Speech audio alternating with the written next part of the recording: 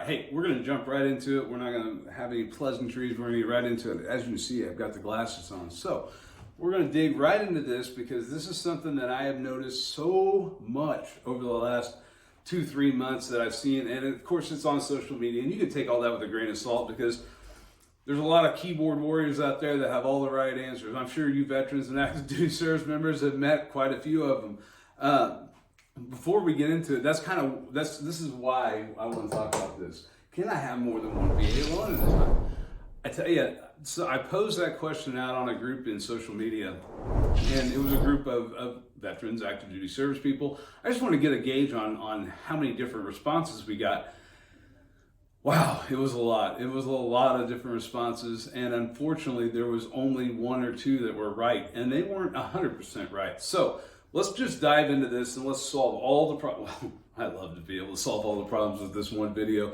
Unfortunately, that won't do it. But if you guys are out there and you click subscribe and you share these videos, it will help solve the problem. Or give us a call, 855-956-4040. Because this is an absolute problem of misinformation, which is exactly why we created National VA Loans. So I want to get into this a little bit. Hold on, I actually dropped my marker. See, I put my glasses and things all get messed up. All right, guys, can I have more than one VA loan at a time? Yes, you can. That's a simple answer, guys. That is simple. Yes, you can. You know, I see a lot of people say, well, you can't have a VA loan for a rental property, or you can't have a VA loan for a vacation home or a second home, or you're right, you absolutely. You can't just you can't use your VA eligibility to go buy a rental property. Absolutely not. And if you're not going to occupy it as a primary residence, that is the one rule. Okay, VA wants you to occupy the property for a minimum of 1 year. Now, there's always an exception to those rules. If you're active duty and you're getting moved or something along those lines, those are exceptions. But the VA has a stipulation in there where they don't have a lot of guidelines. They have this, is they want you to own the property for 1 year as a primary residence. Fair enough, no big deal. But what happens after that 1 year? Let's say you own your home and you live in, I don't care, in Mississippi, and you own a $300,000 home. So we're just going to use that real quick.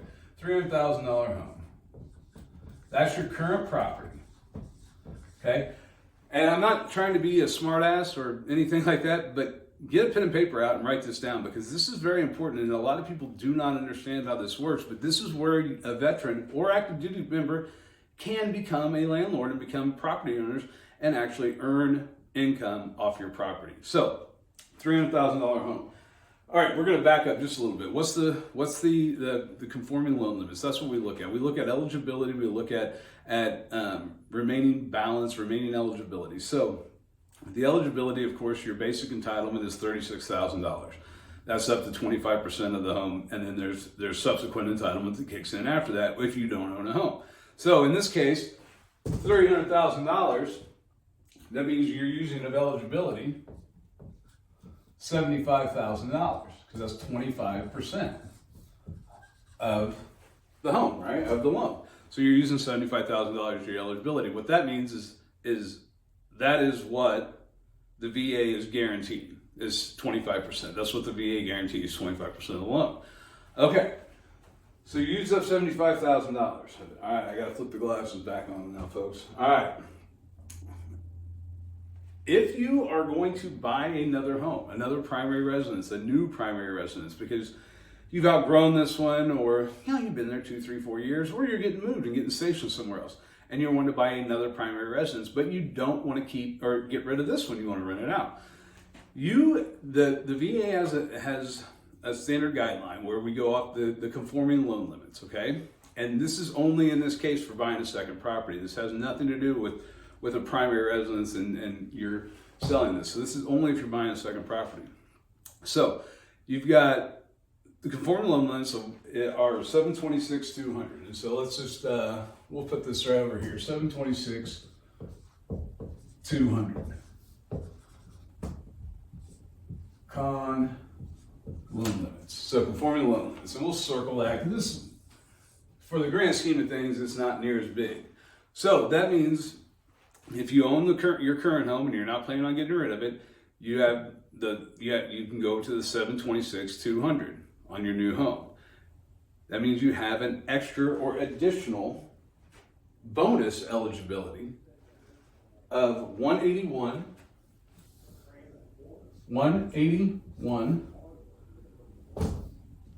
550. That is bonus eligibility. Okay? Now, you've already used up $75,000 of your eligibility, so you have to drop that down and subtract it out. So that means you have eligibility left of 106,550. Excuse me. Now, you know what? I'm going to start that over, guys. 106,550 remaining eligibility. Okay. What's the biggest benefit of a VA loan, or one of the number one benefits of a VA loan? It's being able to do it with no money down, right? Buy a house with no money down. Well, this is what this calculation is going to give you. You keep in your current home that you have a loan on for $300,000. You've used $75,000 of it. You have eligibility of 181,550 bonus eligibility because you currently own a home, which is 25% of the conforming loan limit. Okay, follow me? You subtract out what you've already used minus your bonus eligibility. That's 106,550. Now that means that you can buy a house. Remember, this is only going to secure 25%, so you can buy a house of up to $426,000. Make sure I got this number right. 200 at 100%. Okay, 0 down. All right, does that make sense? It's kind of complicated because you have to look at all this, but now you've got your current home at $300,000 that you currently live in, has been your primary residence, and that's the house you're going to keep. You can buy your new home up to $426,200 with 0 down, okay, with nothing out of pocket. Now, when you're saying, well, what if I wanted to buy more house than that? What would it look like if I wanted to buy more? Okay, well, let's take a look at that. So let's say you wanted the new home is $500,000. You have the same eligibility, right? 106,550.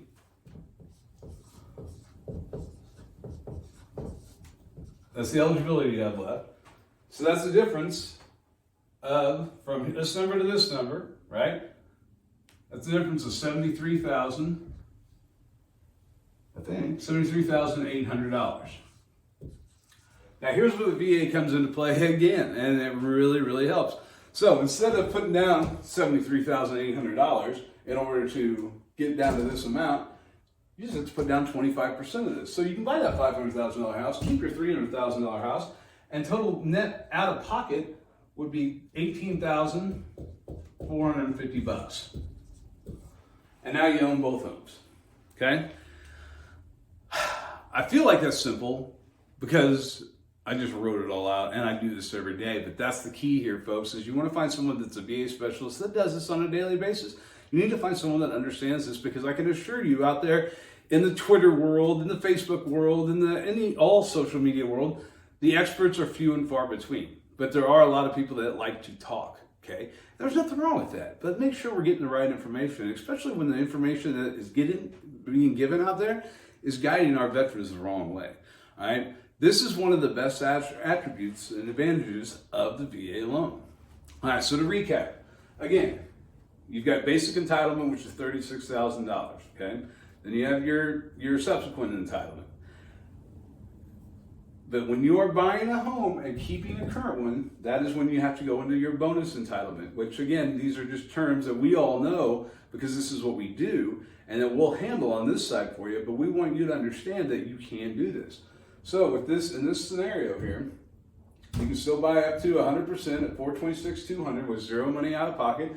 Anything above that number, again, in this scenario, anything above that number, you'll have to put 25% down of the difference, okay?